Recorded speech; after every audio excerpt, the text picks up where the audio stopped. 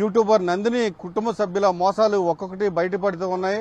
అయితే ఈ మోసాలకు గుంటూరు కేరాఫ్గా మారింది. ఇప్పుడు నేను అరండల్పేటలో ఉన్న ఇది నగర నడి ఒడ్డు. ఇక్కడే ఒక కార్యాలయాన్ని ఏర్పాటు చేశారు. ఆ కార్యాలయం మనకి ఎదురుగా కనిపిస్తుంది. ది డెస్టినీ అనే కార్యాలయాన్ని ఏర్పాటు చేశారు. అక్కడ ఆ బోర్డు పైన చాలా స్పష్టంగా కనిపిస్తుంది 29 కంట్రీస్ 700 యూనివర్సిటీస్, అంటే 29 దేశాలకు సంబంధించిన వీసాలు, అలానే వీసాలు రెన్యువల్ చేయబడను, అలానే యూనివర్సిటీకి సంబంధించిన ఏదైతే సర్టిఫికేట్స్ కూడా ఇక్కడి ఇదే కార్యాలయం నుంచి బయటికి వెళ్తూ ఉంటాయి.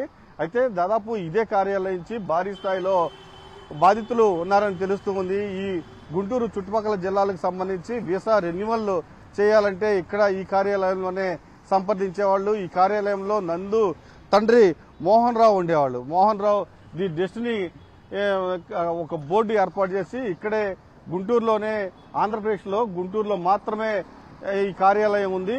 ఇక్కడి నుంచి ఆంధ్రప్రదేశ్లో ఈ చుట్టుపక్కల జిల్లాల నుంచి భారీ స్థాయిలో ఎవరన్నా విదేశాలకు వెళ్లాలన్నా, ఎవరన్నా విదేశాల్లో ఉద్యోగాలు కావాలన్నా ఇక్కడి నుంచే కార్యకలాపాలు నిర్వహించేవాళ్లు. పెద్ద ఎత్తున డబ్బులు తీసుకుని పూర్తి స్థాయిలో వాళ్ళకి పంగనామాలు పెట్టినట్టు కూడా పెద్ద ఎత్తున ఆరోపణలు వినిపిస్తూ ఉన్నాయి. ఇదే నేపథ్యంలో ఇబ్రహీంపట్నానికి చెందిన మామిళ్లపల్లి శివ క్రాంతి పరిస్థితి కూడా ఇదే. పూర్తిగా యూకేలో ఆయన వీసా రెన్యువల్ కావాల్సి ఉంది, కానీ ముగ్గురిని సంప్రదించారు. అలానే గుంటూరులో ఉన్న నందు తండ్రి మోహన్ రావును కూడా సంప్రదించారు. 15 లక్షలు తీసుకున్నారు. పూర్తిగా అతన్ని మోసం చేశారని ఇబ్రహీంపట్నం పోలీస్ స్టేషన్లో కేసు నమోదు చేశారు. అయితే ఈ కేసులో A1గా నందు భర్త మధుకరన్ ఉన్నారు, A2గా నందు ఉన్నారు, A3గా నందు తండ్రి, అంటే ఇదే కార్యాలయంలో కార్యకలాపాలు నిర్వహించే మోహన్ రావు కూడా ఉన్నారు. అయితే ఎప్పుడైతే కేసు నమోదైందో అప్పుడే ఇక్కడి నుంచి వెళ్లిపోవడం కూడా జరిగింది. ఆయన పరారీలో ఉన్నట్టు మనకు తెలుస్తూ ఉంది. దాంతోపాటుగా ఏదైతే ఈ ఆఫీస్ను ఏడాది క్రితమే మూసేశారని కూడా స్థానికులు చెప్తున్నారు. కానీ మూసేయక ముందు పెద్ద ఎత్తున కార్యకలాపాలన్నీ ఇక్కడి నుంచే నిర్వహించేవాళ్లు. భారీ స్థాయిలో చాలా మంది బాధితులు ఉన్నారు. చాలా మంది బాధితుల దగ్గర లక్షలు వసూలు చేశారని గుంటూరులో పెద్ద ఎత్తున ప్రచారం జరుగుతూ ఉంది. చీటింగ్ దంపతుల చిట్టా ఒక్కొక్కటిగా బయటపడుతోంది. నమ్మించి వంచడంతో బాధితులు బోరుమంటున్నారు. ఎలా మోసపోయారో ఆధారాలతో సహా బయటపెడుతున్నారు. నందూస్ దంపతుల మోసాలపై చట్టపరమైన చర్యలకు సిద్ధమవుతున్నారు. యూకేలో వీసాలు, జాబ్స్ పేరుతో చేసిన జాగర్లమూడి కపుల్ అరాచకాలు ఒక్కొక్కటిగా బయటపడుతున్నాయి. తమపై కొందరు తప్పుడు ప్రచారం చేస్తున్నారంటూ జాగర్లమూడి కపుల్ చెబుతుండటంతో బాధితులు ఆగ్రహం వ్యక్తం చేస్తున్నారు. జాగర్లమూడి కపుల్ బారిన పడి మోసపోయిన వారు పదుల సంఖ్యలో తెరపైకి వస్తున్నారు.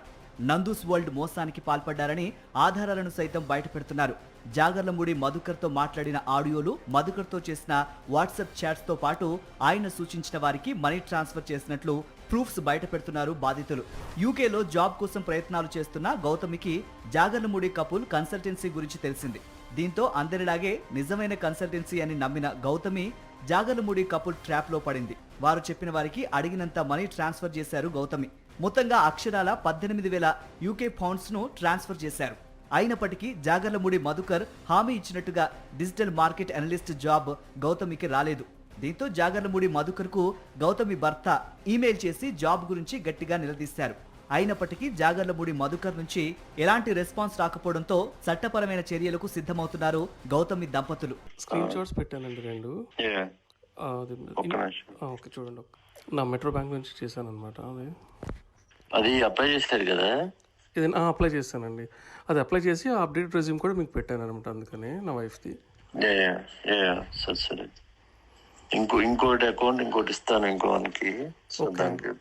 ఓకేనండి. సరే, మీకు దాంట్లో ఇండియన్ నుంచి రెస్పాండ్ వస్తుంది. ఓకేనండి. ఇంటర్వ్యూ అవైలబిలిటీ అదే వస్తుంది, దానికి రెస్పాండ్ ఇవ్వండి. ఓకేనండి. తర్వాత మీకు ఇంటర్వ్యూ లింక్ అదే వస్తుంది. ఊరికే ఫార్మల్ ఇంటర్వ్యూ, బేసిక్ గా మీ ఎక్స్పీరియన్స్ మీద అడుగుతారు. అలాగేనండి. జాగర్లమూడి మధుకర్ కపుల్ మోసాలు అన్నీ ఇన్ని కావు. వీసాలు, ఉద్యోగాల పేరుతో డబ్బు వసూలు చేస్తారు. కొంత డబ్బు వారి అకౌంట్లోకి, మరికొంత డబ్బు వారు సూచించిన వారి అకౌంట్లోకి ట్రాన్స్ఫర్ చేయించుకుంటారు. జాగర్లమూడి మధుకర్ చెప్పినట్టుగానే గుంటూరుకు చెందిన రేవతి మనీ ట్రాన్స్ఫర్ చేశారు. కానీ ఆమెకు జాబ్ రాలేదు. మధుకర్ సూచించిన లొకేషన్లో రేవతికి జాబ్ లేదని తేలిపోయింది. మధుకర్కు ఎన్నిసార్లు ఫోన్ చేసినా సమాధానం లేదు.